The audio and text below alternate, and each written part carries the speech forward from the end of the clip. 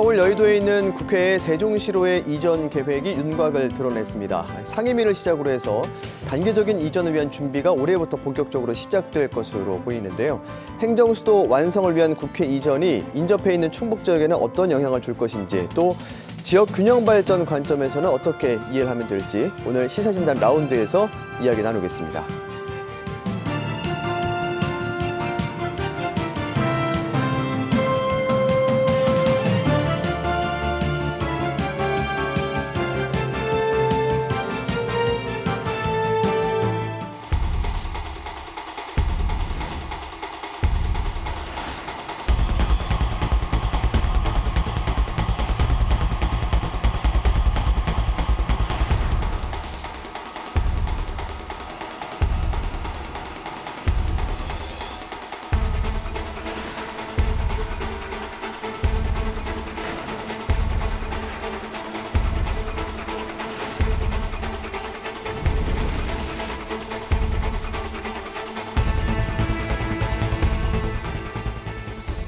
네, 국회의사당이 세종시로 옮겨와야 한다, 이런 이야기는 이 행정수도 세종시를 조성할 당시부터 계속 있었던 이야기입니다.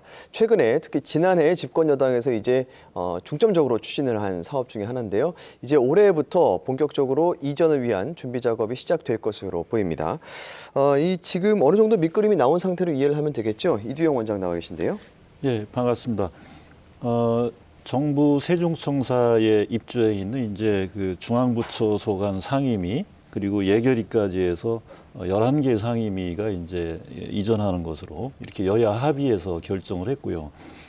기본조사 설계비 이제 127억 원이 국비로 반영이 좀 되면서 국회 세종의사당 설치에 물꼬를 텄다, 이렇게 볼 수 있을 것 같습니다.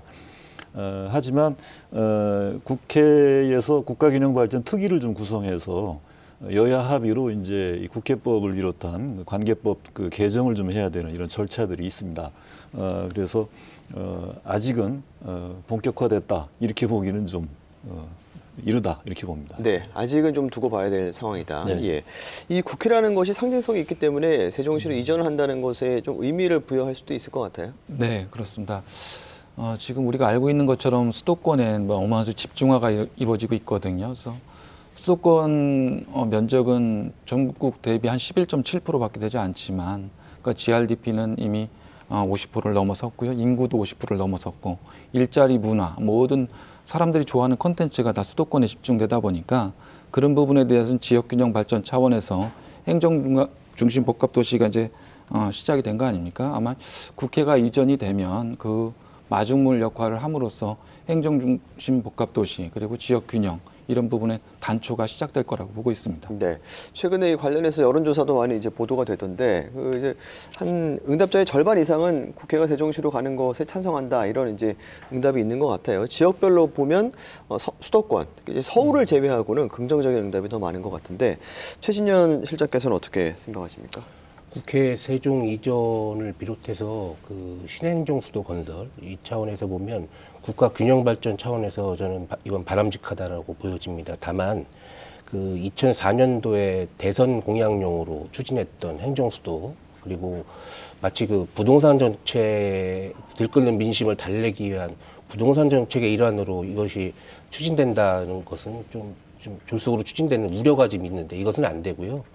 그 여야 합의를 통해서 정말로 그 국회의 완전한 이전과 청와대 그리고 입법 행정기관의 완전한 이전을 이루는 정말로 말 그대로 행정수도가 건설이 돼서 충청권이 신수도권으로 자리매김해야 그 충북에도 실익이 좀 있지 않을까라는 생각이에요. 그래서 그 행정수도의 실질적인 행정수도의 오송역이 관문역으로, 청주공항이 관문공항으로, 그리고 청주가 그 행정수도의 배후도시로, 이게 이런 식으로 성장이 된다면 진정한 의미에서 국가균형 발전이 이루어질 수 있을 것이다, 이렇게 봅니다. 네, 방금 여야 합의 말씀하셨으니까요. 그 이제 지난해 김태년 원내대표가 국회에서 처음으로 이걸 이제 꺼내지 않았습니까? 본격적으로 여당에서 추진하겠다. 근데 그 시기가 약간 어떤 부동산 정책에 대한 그 민심이 좀 안 좋은 시기였어요. 그렇기 때문에 그런 말씀하신 것 예, 같아요. 맞습니다. 안 그렇길 바라는데요. 그런 뉘앙스가 충분히, 해석의 그 뉘앙스가 충분히 있었고요. 그 발표는 그 김태년 원내대표께서 그 국회 교섭단체 연설을 통해서 발표를 하셨고, 그리고 또 이런 저 국회 이전 문제는 얼마 전에 그 또 우원식 그 단장인가요? 그분이 이제 발표를 하셨는데 그날이 해필이면 또 공수처법이 처리되는 날이었단 말이죠. 그러면 그 다시 한번 말씀드리지만 이 사안은 국가 정책에 있어서도 굉장히 중요한 사안이지 않습니까? 그래서 모든 것은 여야 합의로 그 국회법 개정과 개헌을 통해서 제대로 좀 이루어야 될 문제지 이것을 정치적으로 접근한다든가 이런 그 부수적인 정책의 어떤 그 보완 수단으로 이것을 이용해서는 안 된다라는 생각입니다. 예, 이게 뭐 정쟁의 사안은 아닌 것 같은데 국민의힘에서는 처음에 이 이야기가 나왔을 때는 지금은 좀 기류가 달라진 것 같은데 반대하는 목소리도 나오지 않았습니까? 뭐 대표적으로 윤희숙 의원이랄지.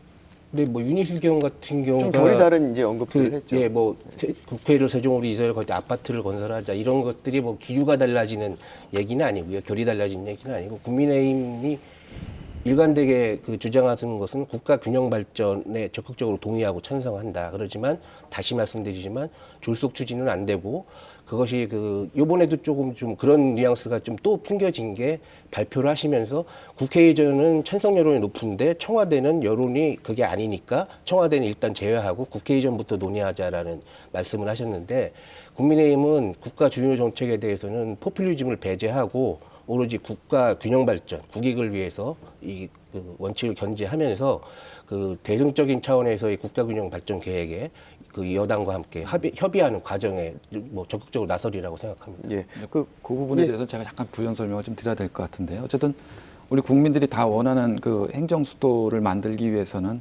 국민들 공감대가 만들어져야 되는데요. 청와대나 국회의사당은 먼저 번에 법률 위반으로 헌법재판소에서 위헌 판결이 나서 그 부분은 아직 법적으로 인정이 안 되는 부분이기 때문에 이전을 못하는 거예요. 그래서 그 부분에 대해서 저촉이 안 되는 법인 내에서 국회 상임위 11개만이라도 이전을 하자라는 부분을 민주당에서 추진하는 거기 때문에 그 부분에 대해서는 국민 공감대가 만들지 못한 것이 아니라 아직 법적인 부분에서 허락하는 범위 내에서 이전을 추진한다. 이게 민주당의 방침입니다. 예, 알겠습니다. 그 방금 이제 최신영 의원께서는 말씀하셨는데 두 분 다 어찌되었든 국회의사당의 세종 이전은 긍정적인 방향으로 가고 있는 것이다. 이렇게 평가하시는 것이죠? 예, 이재원 뭐 그렇게 봐야 되고요. 이제 저는 좀 뭐 두 분하고 약간 좀 입장이 좀 중립적 입장에서 예. 말씀을 좀 드려야 될 것 같은데 사실 2003년 말에 그 신행정수도 건설 특별법이 국회에서 통과가 됐습니다. 그때 당시 어떻게 보면은 여야 합의로 통과했다라고 볼 수 있을 것 같고요. 그 이후에 이제 위헌 판결을 이제 받았는데 수도권 인구가 이제 전체의 50%를 이미 초과했고 이 비수도권의 46.1%가 지금 지방 소멸 위기를 겪고 있는 이 심각한 상황입니다. 그래서 저는 균형 발전 문제는 이제 국가적 시대적 과제다. 그래서 이건 정파적, 이념적, 그 지역적 그 이해관계를 다 초월해야 된다. 이렇게 보는 것이고 그런 측면에서 본다 그러면은 어쨌든 저는 뭐 김태년 원내대표가 이 국회 교섭단체 그 연설을 통해서 신행정수도 다시 뭐 이렇게 꺼내놨지만 저는 오히려 늦었다 이렇게 봅니다. 왜냐하면 이명박 박근혜 정권 10년이라고 하는 기간 동안이 그냥 지나갔거든요.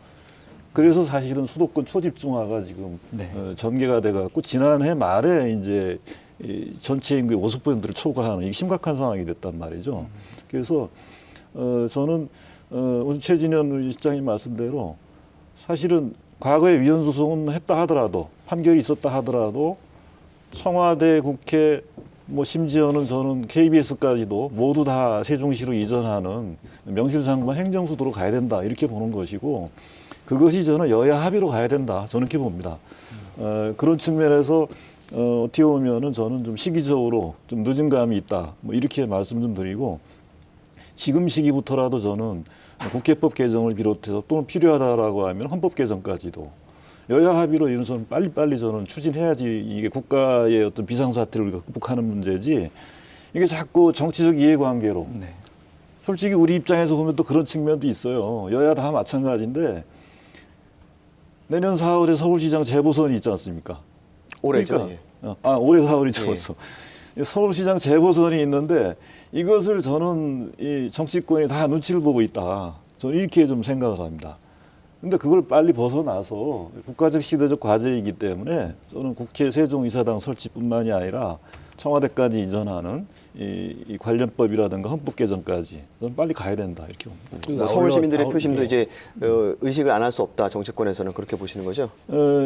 아니 그걸 의식해서는 안 되는 것인데 예, 보고 있는 것 같다. 정치권이라고 하는 건 항상 선거를 의식하게 되지 않습니까? 그러다 보니까 그걸 의식해서 저는 여러 가지 좀 복잡한 그 상황들이 전개되고 있는 게 아니냐 뭐 이런 생각이 듭니다. 예를 들면 저는 이제 우리 허창원 우리 의원께서 말씀하셨지만 청와대 이전 문제에 대해서 국민들이 그 공감하지 않는다라고 하는 게 저희 동의하기는 어렵습니다. 왜냐하면 정부 여당이 그만큼 충분히 홍보하고 그 다음에 여론조사를 했느냐 하는 얘기입니다. 그런 측면에서 본다면 저는 여당의 그 이 입장 발표 내용에 대해서 저희들이 볼 때는 뭐 문제가 있다 이렇게 보는 것이죠. 항상 그 국가균형발전 정책이라는 것이 지금 말씀하신 대로 수도권이 지금 인구의 50%가 넘다 보니까 인구가 50% 넘다는 얘기는 유권자의 50%가 살고 있다고 여겨지잖아요. 그러다 보니까 이런 중요한 국가균형발전 정책이 항상 선언적 그 수준에서 그치고 말았어요. 실제적인 어떤 청사진 없이. 이명박 정권 들어와서 그때 그 노무현 정권 때 그 행정수도 이전이 그 헌법재판소에서 탄력되면서 행정중심 복합도시로 이전을 계속 해왔죠. 해오는 과정이었는데 저는 사실은 이 문재인 정권 출범하면서 이런 국가균형 발전이라든지 지역균형 발전에 기대를 많이 했습니다. 지방분권이나. 그런데 지금 말씀하셨듯이 지금 늦은 감이 있어요. 이걸 임기 초에 시작을 하셨지. 우리 충청도 속담에 그렇게 급하면 어제 오지 그랬슈란 말도 있잖아요. 그러면 임기 초에 좀 추진을 했으면 그 여러 가지 시행착오와 여야 합의 과정을 거치더라도 시간 타임테이블이 좀 맞아 돌아가지 않았을까라는 아쉬움이 드는 것입니다. 예, 알겠습니다. 저는 이제 근데 저 국민의힘에도 한 말씀 드려야 되는 네. 것 같은데 사실 저는 국민의힘의 지도부에서 이 균형발전 분권에 대해서 거의 얘기가 안 나오고 있어요. 오히려 저는 최진현 실장님이 이 청와대 이전, 국회 이전, 행정수도 완성해야 된다 이렇게 저는 국민의힘에서 지도부가 확실한 의지를 갖고 얘기했으면 좋겠는데 거의 균형발전이라든가 분권에 대해서 최근에 국민의힘 지도부에서 발언이 없다는 얘기입니다. 이 얘기는 결국은 의지가 없다고 볼 수도 있는 거고 또 하나는 역시 여당하고 마찬가지인데 네. 서울시장 재보선에 대해서 의식하는 거 아니냐. 저희들이 그렇게 비판할 수밖에 알겠습니다. 없어요. 국회가 전부 다 내려올 수 있는 겁니까? 아니면 지금 예산은 어떤 항목에 어떻게만 배정이 된 건지 구체적인 계획 같은 걸 좀 네. 허창원 의원께서 말씀해 주시죠.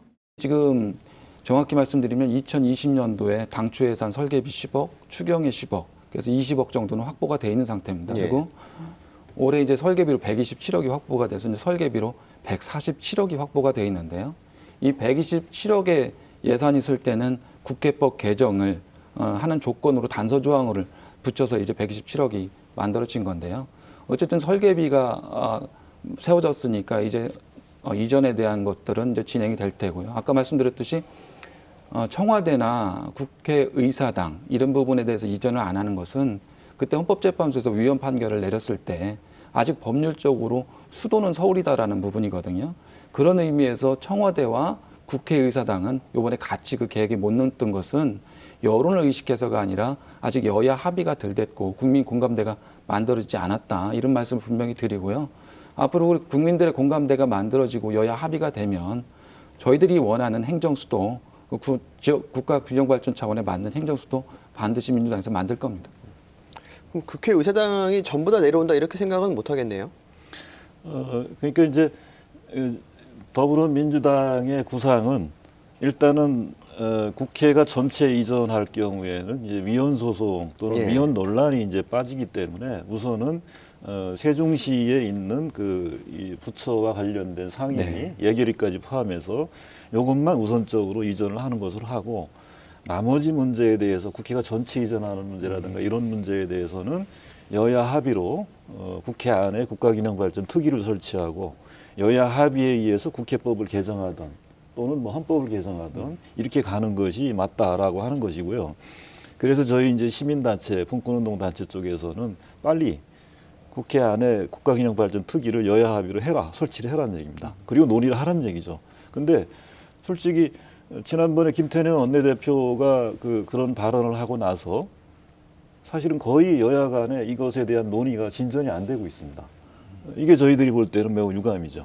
그 부분은 네. 그 진척이 안 되고 있는 건 이유가 있습니다. 뭐냐면 지금 말씀하셨는데 국회 이전조차도 지금 현재 그 발표된 계획 127억의 설계비가 반영이 되고 한 것은 그야말로 국회 분원 수준이란 말이죠. 예. 그것은 뭐 법 개정이나 뭐 이런 거는 이미 그 돼 있는 상태고 개헌이 필요가 없는 상황이죠. 그건 발표가 됐어요. 근데 청와대를 비롯한 모든 행정기관 이전하고 입법기관 다 이전하는 완전한 그 수준의 행정수도 건설에 대해서는 민주당도 대안이 없는 겁니다, 지금. 그래서 그것은 여야 합의를 하겠다. 그럼 여당 안이 없어요. 그럼 뭘 가지고 협의를 합니까, 그걸 가지고. 그래서 지금 이 전략은 그 아까는 저 서울시장 보궐선거에는 뭐 그런 전략이 그거 안 깔려있기 때문에 이걸 추진하는 거 아니냐 말씀하시는데 제가 보기에는 양다리 전략이라고밖에 볼 수가 없습니다. 이것은 진정성 있는 대안을 여당이 빨리 제시를 하고 여기에 같이 국회 내에서 말씀하신 것처럼 특위 구성을 빨리 해서 그 가능하면 그 대선 전에 이 개헌 작업을 완료시키는 것이 그 진정성 있는 진정성을 보이는 국민에게 또 충청도민들에게 그 길이 아닌가 보여집니다. 네, 알겠습니다. 이 국회의사당 뭐 분원 이제 설치 이야기가 나올 때마다 사실 그 충북 지역 일각에서는 특히나 이제 청주에서는 일부에서는 이게 뭐 오송도 한번 고려할 만한 입지가 아니냐 이런 이야기도 있었어요. 네. 예, 어떻습니까? 그 오송도 충분히 가능성 있는 후보군 중에 하나죠. 근데 그 지금은 행정중심 복합도시라는 큰 테두리 안에서 국민적인 공감대가 세종에 만들어진 거거든요. 국회 이전은. 그래서 더욱이 설계비나 뭐 여러 가지 부지라든가 이런 부분들이 조성이 돼 있기 때문에 그런 부분에 지금 되돌리기는 어려운 상황이고 그에 비해서 이제 오송이 아까 우리 최준희 실장님 좋은 말씀 해주셨는데요. 오송이 갖고 있는 장점은 오송 관문역이라든가 청주국제공항 저희들이 교통 인프라를 저희들이 갖고 있거든요. 그래서 국회가 이전함으로써 거기에 따라오는 유관기관이라든가 협회 또 기업체들이 상당히 많아요. 앞으로 우리가 노력한 거에 따라서 명분은 세종에 주지만 실리는 오송에서 찾을 수 있다. 이 부분에 대해서 저희가 준비를 하고 대처를 해야 된다. 저는 그렇게 보고 있습니다. 그 충북 지역에 미치는 실익이라든지 이런 것들이 사실은 그 제일 중요한 사항 아니겠습니까? 근데 다시 말씀드리지만 지금 수준의 국회 이전 가지고 분원 수준 가지고는 사실은 국회의원들과 국회 사무처 직원들 셔틀버스만 더 늘려준 효과밖에 없을 거라고 저는 보여지고요. 사실 그 세종시가 지금 행정중심 복합도시로 있으면서도 지금 충북에 끼치는 영향이 결국은 빨대 현상 그리고 때마다 그 KTX역 세종역을 만들겠다라는 얘기가 자꾸 나오고요. 결과적으로 오송역은 위축되고 있어요 지금. 그 오송 역세권 개발도 지금 정체돼 있는 상황이고 이런 것들을 좀 타개하기 위해서라도 다시 한번 말씀드리지만 지금 수준이 아니라 획기적인 차원에서의 국가 정책 전환이 필요하다라고 봅니다. 그것은 여야 합의에 의한 개헌을 통해서 이루어져야 되는 부분이고요. 다시 말씀드리지만 오송역과 청주공항 그리고 청주가 배후도시가 되는 행정수도가 건설이 될 때 충북도민도 납득하고 충청민들도 만족하는 신수도권이 건설되지 않을까 이렇게 말씀드립니다. 네. 그 최진현 실장님하고 제가 얼른 당 대표가 돼서 우리가 합의를 해서 옮기든지 해야지 뭐 우리가 할 수 있는 것을 좀 벗어나는 범위고요. 어쨌든 아까 말씀드린 것처럼 이제 오송이나 청주가 갖고 있는 그 장점들은 아주 충분히 가능성이 많습니다. 그래서 지금 국회 이전하고 행정수도 이전한다고 해서 우리 충북에 아직까지 가능성 많은 부분들을 우리가 발굴하고 한다면 충북이 재도약할 수 있는 기회. 저는 충북은 더 면밀히 말하면 청주죠. 청주가 더 가능성 있게 성장할 수 있는 그런 잠재적인 여력들이 너무 많다. 그런 부분들을 좀 잘 활용하자. 예. 이렇게 좀. 근데 그 가능성이나 어떤 그 잠재력 이야기는 이 세종시가 조성되기 시작했을 때부터 지금까지 계속 나오는 이야기잖아요. 네. 그런데 방금 최진현 실장께서도 말씀하셨습니다만 뭐 서울 세종고속도로도 지금 이제 건설이 되고 네. 있고 그리고 KTX 세종역 이야기는 계속 나오고 있고 네. 뭐 이것도 수면 아래로 내려갔을 뿐이지 또 언제 불거질지 모르는 것이잖아요. 네. 작년에 그 충청권 4개 시도지사가 예. 이제 충청권 광역철도망 구축에 대해서 합의를 했지 않습니까? 그 내용에 보면은 사실 발표는 안 됐지만 ITX 세종역을 그렇죠. 하겠다라고 하는 것이 이제 세종시의 입장입니다. 그래서 정부 세종청사에서 조치원까지 일반 철도를 이제 신설하는 방안인데 이것이 이제 그 어떻게 보면 세종시 입장에서는 KTX 세종역 추진은 접고 포기하고 ITX 세종역으로 대안으로 간다. 이렇게 볼 수 있을 것 같습니다. 뭐 오송역 이게 이제 관문역이 되면 좋겠는데 오송역 포함해서 청주 그리고 더 나아가서 충북 지역이 과연 실익이 있겠느냐 이런 이제 의문은 또 당연히 들 수밖에 없을 것 같아요. 그동안 무엇이 달라질 것이냐. 예, 그래서 이제 그 정부 세종청사에서 그 오송역 그리고 공항까지 또 충북 같은 경우는 청주가 이제 그 도심 철도 서비스가 지금 제공되지 않고 있지 않습니까? 그래서 도심을 통과하는 광역철도를 이제 구축하자 뭐 이렇게 합의가 된 상황인데 그렇게 했을 경우에 충청권 뭐 저희가 뭐 다음 그 차례 얘기는 하겠지만 충청권 이제 광역생활경제권이라든가 이런 것들이 구축이 될 경우에 충북으로서는 실익을 많이 챙길 수 있다 이렇게 보는 것이고요. ITX 세종역을 만들 경우에 사실 그 문제는 여전히 물론 그 제4차 국가철도망 계획에 포함된다 하더라도 어떻게 보면은 10년 뒤 그 이상의 뒤에 이루어지는 얘기들입니다. 이제 그렇기 때문에 그 동안에 우리가 그 KTX 오송역을 비롯해서 충북의 실익을 충분히 좀 챙길 수 있는 그런 노력들을 해야 된다. 예를 들면 지금 오송역이 사실은 국내 유일의 고속철도가 만나는 이 환승역으로서 위상과 역할을 제대로 못 하고 있습니다. 그래서 이것을 이제 광역 또는 뭐 국가기관 복합방송센터로 저는 빨리 구축하는 노력들을 좀 해야 된다는 그런 좀 생각입니다. 지금 그 이리용 실장님 말씀 중에 중요한 팩트가 지금 하나 나왔어요. 세종 ITX역이 조치원하고 이제 연결을 시킨다 이거지 않습니까? 그러면은 제3차 국가철도망 계획에 있는 대전 세종 간 철도하고 ITX로 조치원까지 연결해서 천안하고 연결시키겠다는 게 지금 대전과 충남과 세종의 내심이에요. 결국 합의된 것은 우리 충북안대로 그 세종에서 오송역을 거쳐서 가경, 상당공원, 오근장, 청주공항으로 이어지는 이 안이 채택될 가능성이 현저히 낮아지고 있다는 겁니다. 지금 대전 세종이 MOU 체결했죠. 그리고 3차 철도망 계획대로 하자고 그러죠. ITX 세종역하고 조천하고 연결하고 그게 연결이 천안으로 가지 오송으로 안 옵니다. 이게 여기서 충북이 철저히 제외되고 있다는 거예요. 그러면 광역철도망 계획뿐만 아니라 메가시티 그 충청권 광역 메가시티에서 청주뿐만 아니라 충북은 또다시 소외되는 겁니다. 그런 팩트가 지금 있다는 말씀을 좀 드려요. 우리 최진현 실장님은 저 문제점을 골라서 나오신 것 같은데요. 어쨌든 이 광역철도망은 행복청에서 주축이 돼서 우리 그 메가시티 차원에서 그 광역교통망을 연결하기 위한 거였거든요. 그래서 세종청사에서 오송역으로 직접 왔으면 좋았을 텐데 그러나 그런 부분에서는 그렇게 되면 합의가 이루어지기 어려웠을 거예요. 메가시티라는 부분이.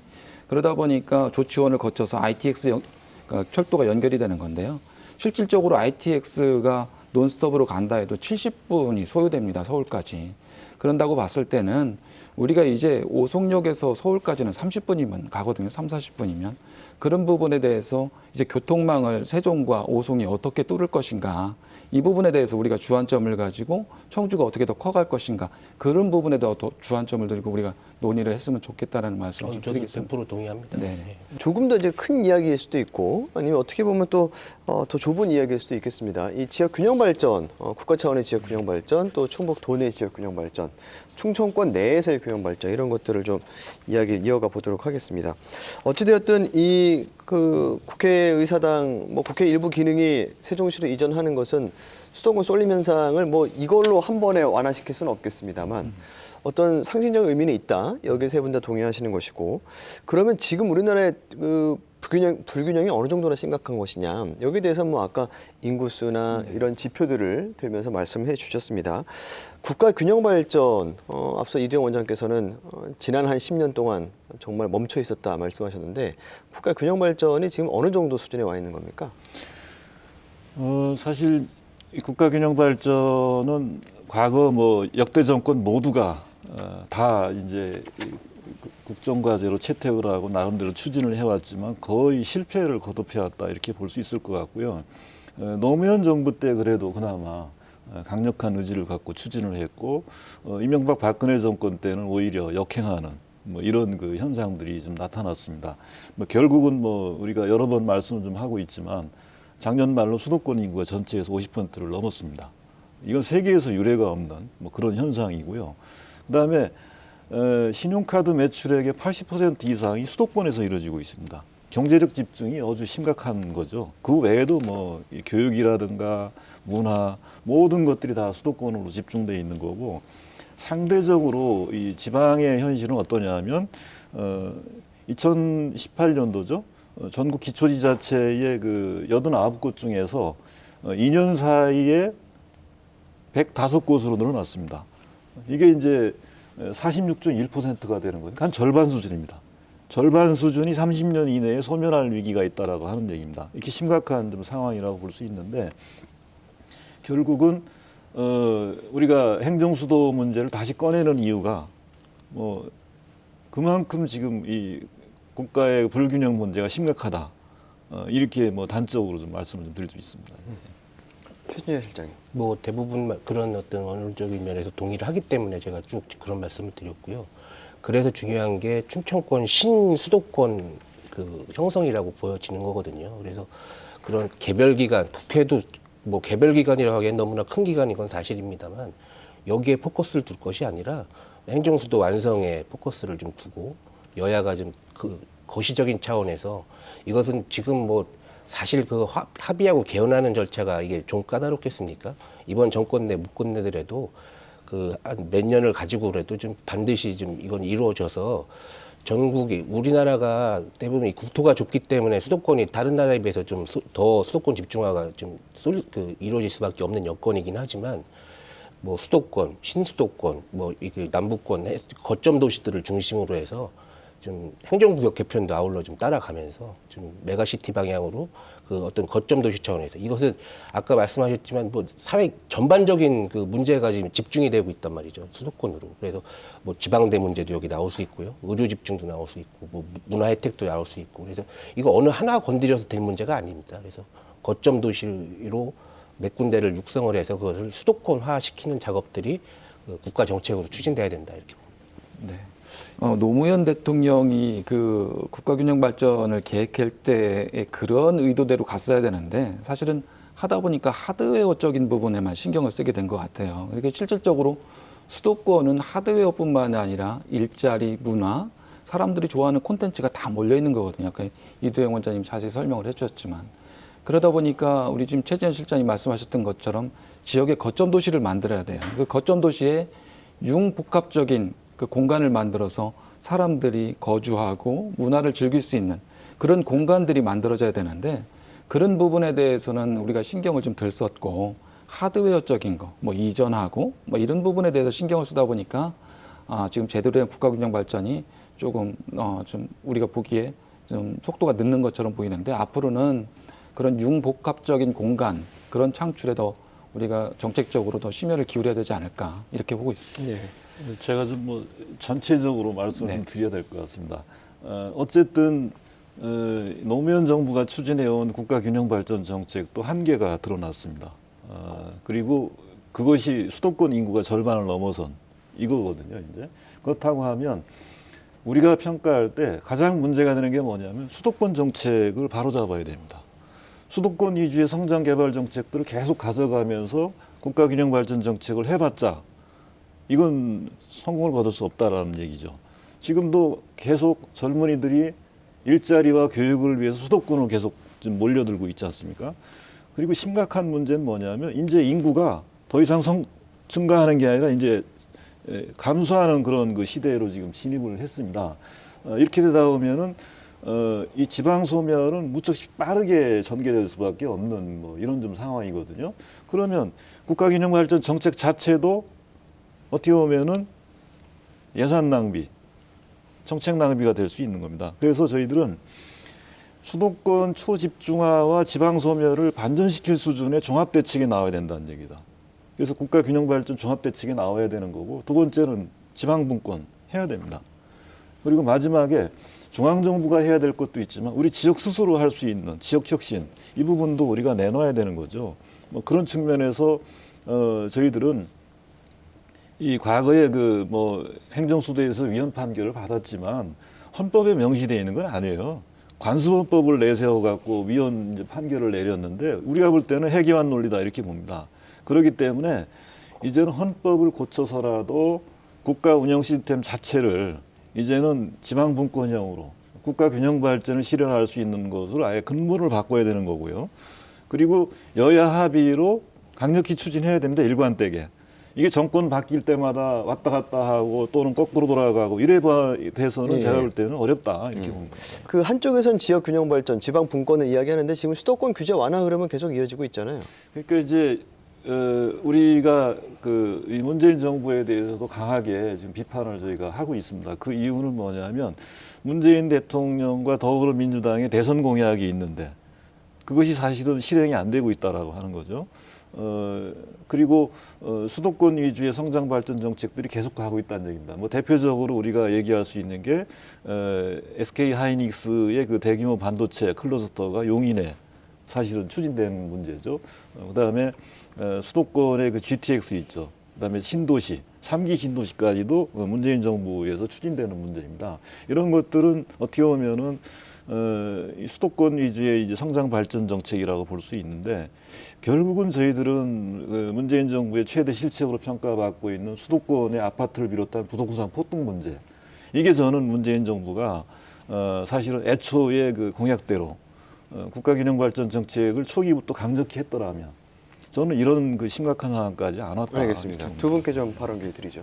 저는 그 수도권 규제 완화 또 수도권 규제 이게 정답이 아니라고 보여져요. 수도권에 싫든 좋든 50% 대한민국 50%의 국민이 살고 있는데 지방에서 아무리 수도권 규제라 해도 그게 통할 리가 없습니다. 그래서 정말 그 아까 말씀하신 대로 국가 기본 정책 방향을 그쪽으로 대전환하는 국민적 합의가 이끌어진 다음에 수도권 규제란 말도 이제 쓰면 안 돼요. 그래서 사실은 그래서 지방과 상생하는 그게 지방이란 말도 사실은 없어져야 됩니다. 그래서 그 서울권 뭐 예를 들어서 뭐 세종권 뭐 부산권 광주권 이런 식의 그 용어들이 제대로 좀 정립될 수 있도록 국가 정책의 대전환이 필요하고 그런 방향으로 좀 가야 되지 않을까 이렇게 생각합니다.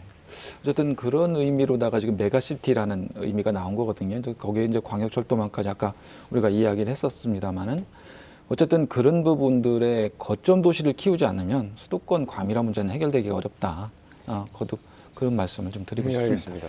지난번에 이제 짧게 정리해 주시죠. 예, 더불어민주당에서 그래도 이 국가균형발전과 행정수도 완성을 위한 TF 네. 여기에서 이제 전국 순회 토론을 한 결론이 어떻게 보면은 이제 메가시티 전략 네. 이거죠.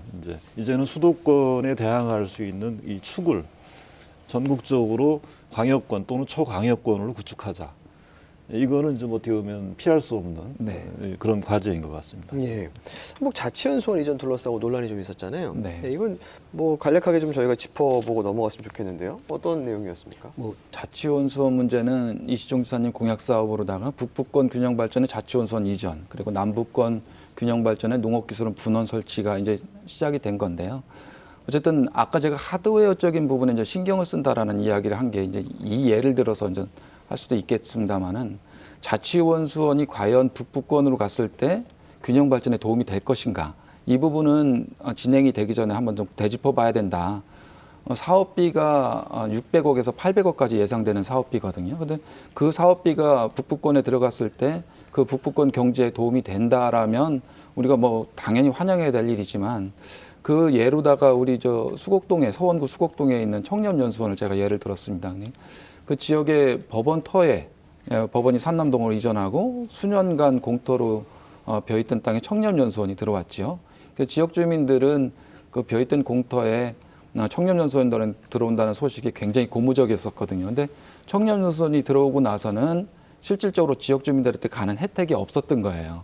그래서 과연 자치원수원 이전이 지역 주민들에게 혜택이 갈 것이냐. 그러면 도의회에서 그럼 대안으로 뭔가를 제시를 해야 되는데 저는 그때 그 대안으로 공무원 휴양시설을 제안했었습니다. 공무원 휴양시설은 그 일예로다가 저희들이 공무원들 휴양시설 임대 예산으로다가 도에서 매년 4억 정도를 책정하고 있거든요.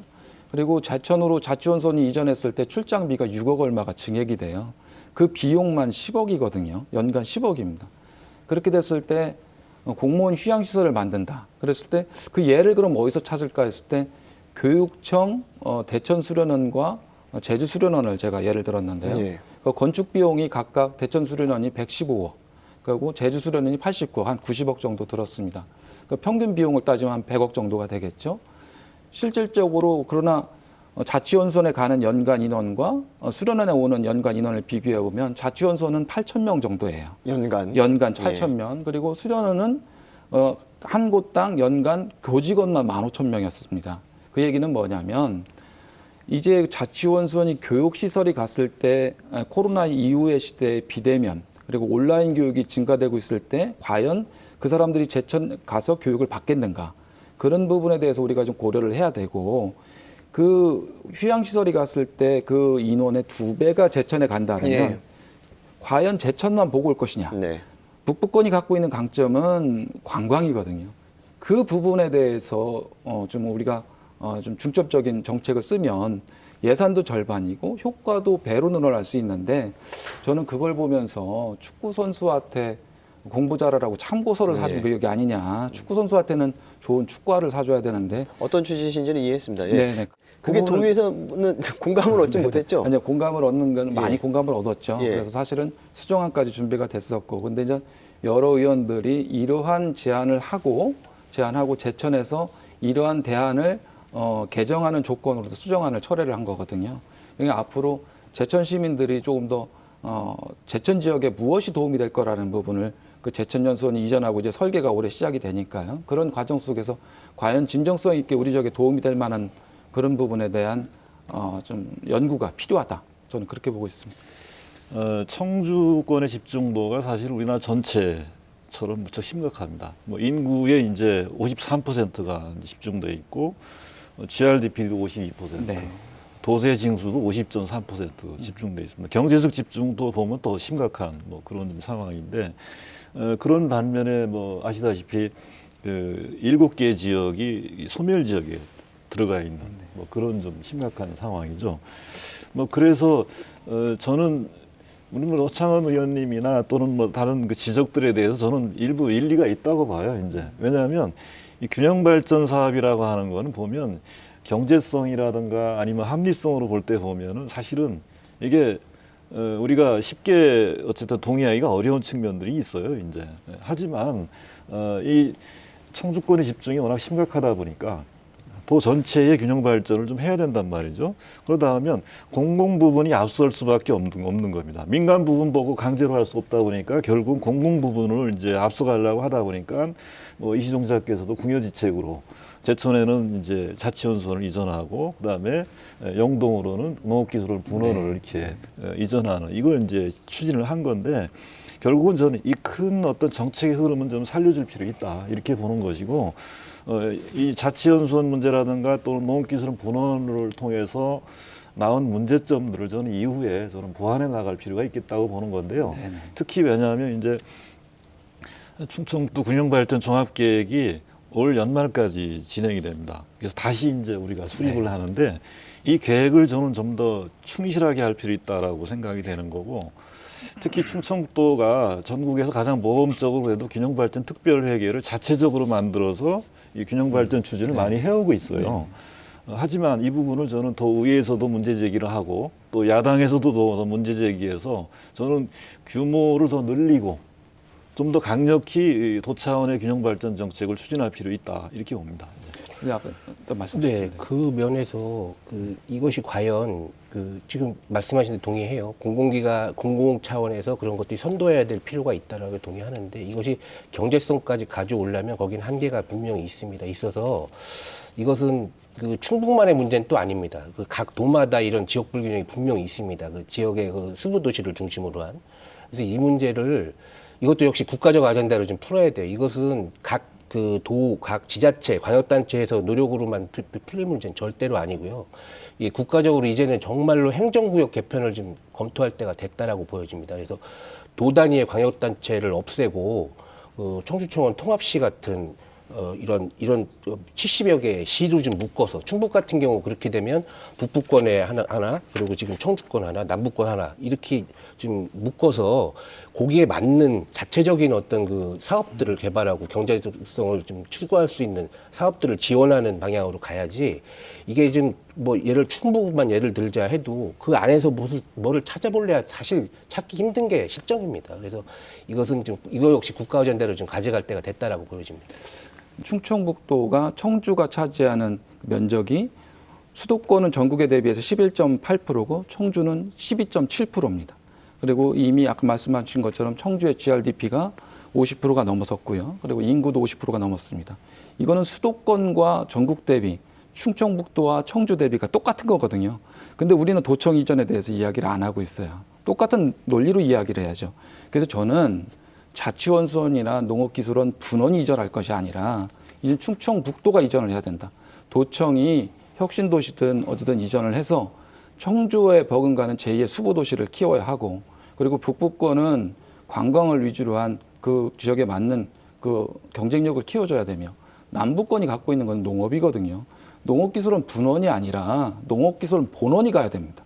그리고 나서 청주시는 이제 85만 도시에 자생할 수 있는 여력이 충분히 되거든요. 그래서 청주시는 우리가 이제 특례시 논란이 있었지만은 저는 특례시라는 단어 대신에 행정 자율형 도시라는 말을 쓰고 있는데요. 자율권을 부여해 줘야 돼요.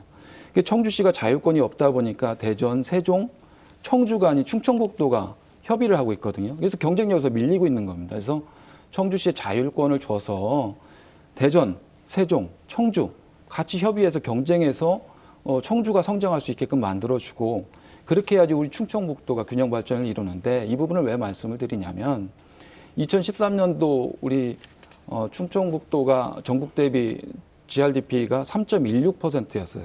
근데 지사님이 그 부분에 대해서 4% 경제를 하시고서 목표로 하면서 이제 2019년도 잠정치가 발표됐는데 3.62%입니다.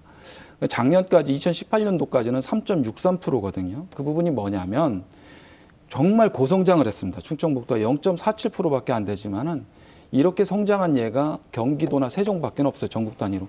이시종 지사님이 굉장히 열심히 하셨어요. 그러나 3.63%에서 3.62%로 GRDP가 전국 대비가 이제 하향 곡선을 이제 타기 시작했거든요. 이제 새로운 모멘텀이 필요하다.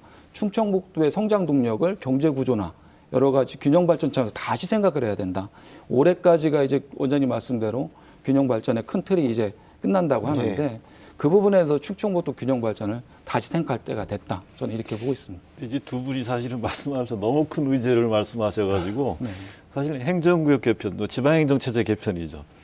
이거는 사실은 벌써 정치권에서 뭐 몇십 년 전부터 논의되어 온 거예요. 근데 결론이 안 납니다. 그만큼 어려운 과제다라고 하는 거고, 지금 도청 이전 문제 또 말씀을 하셨는데, 이제는 사실은 이제 광역시도를 다시 이제 환원하는 중입니다. 그러니까 아시다시피 대전하고 충남이 원래 이제 분리가 됐잖아요. 근데 광역시도를 분리한 게 잘못된 정책이다. 이렇게 평가를 좀 받고 있어요. 그래서 이건 이제 다시 광역시도의 통합의 움직임이 지금 있지 않습니까? 그래서 도청 이전 문제도 사실은 그렇게 쉬운 과제가 아니다 하는 거고, 그래서 저는 거꾸로 다시 돌아가서 말씀을 좀 드린다 그러면, 국회가 저는 여야 합의로 빨리 국회 내에 국가균형발전특위를 좀 만들어야 된다고 봅니다.